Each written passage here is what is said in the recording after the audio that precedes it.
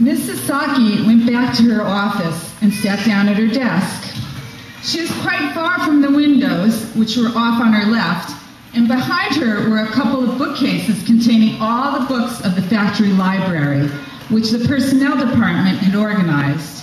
She settled herself at her desk and put some things in a drawer and shifted some papers. She thought that before she began to make her entries in her lists of new employees, discharges, and departures for the Army, she would chat for a moment with the girl on her right. Just as she turned her head away from the windows, the room was filled with a blinding light. She was paralyzed with fear and fixed her in her chair for a long moment. The plant was 1,600 yards from the center. Everything fell, and Mrs. Saki lost consciousness. The ceiling dropped suddenly, and the wooden floor above collapsed in splinters, and the people from above came down, and the roof above them gave way. But principally, and first of all, the bookcases right behind her swooped forward, and the contents threw her down, with her left leg horribly twisted and breaking underneath her. There, in the tin factory, in the first moment of the atomic age, a human being was crushed by books.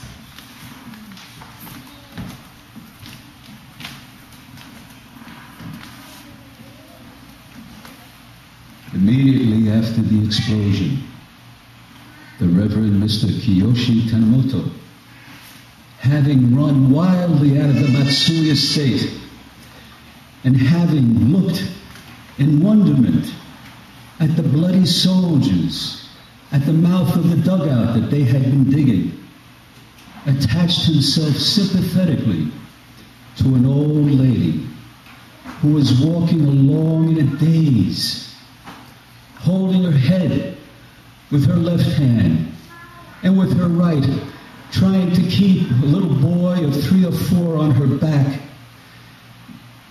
and crying out, "I'm hurt, I'm hurt, I'm hurt." Mr. Tanemoto came to the woman and transferred the little boy to his back, and with his hand took the woman and the child to the grammar school that had been previously set up as an emergency center. By his solicitous behavior, Mr. Tanemoto immediately got rid of his fear.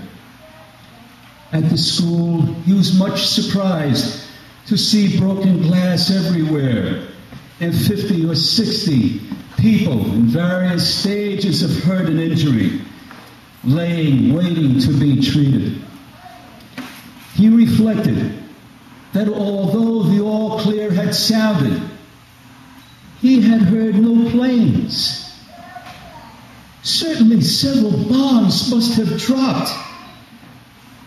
He thought of a hillock in the Rayon Man's garden from which he could get a view of the whole of Koi, of the whole of Hiroshima for that matter. And he ran back up to the estate.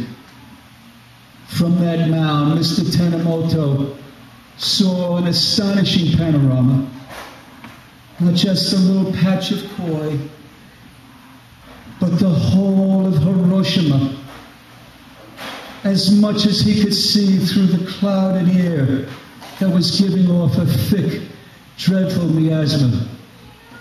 Clumps of smoke near and far had begun to push up through the general dust. He wondered how such extensive damage could have been dealt out of a silent sky. Even a few planes far up should have been heard.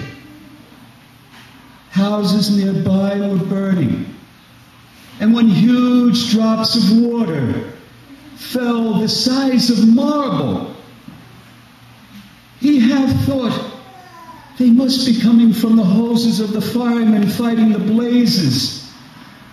They were actually drops of condensation falling from a turbulent tower of dust, heat, fission, or fragments.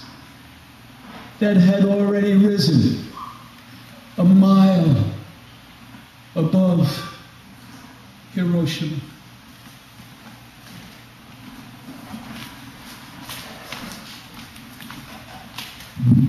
Mr. Tanimoto turned away from the sight when he heard Mr. Matsuo call out to ask whether he was all right.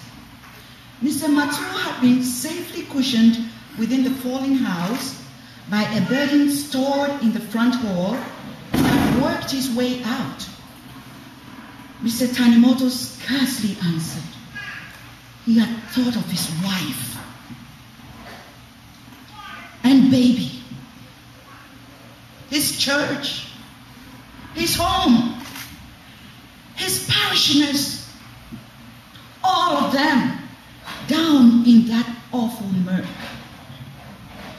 Once again, he began to run in fear towards the city.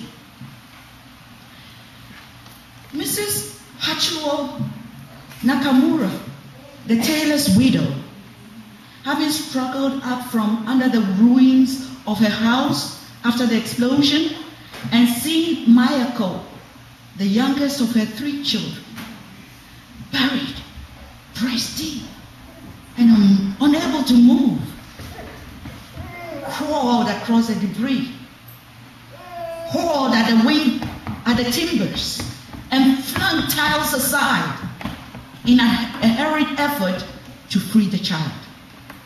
Then, from what seemed to be carvings far below, she heard 2 small voices crying out, "Tasukete! Tasukete! Help! Help! Help!" She called the names of her 10-year-old son and 8-year-old daughter. Toshio! Yaeko! Then the voices from below answered,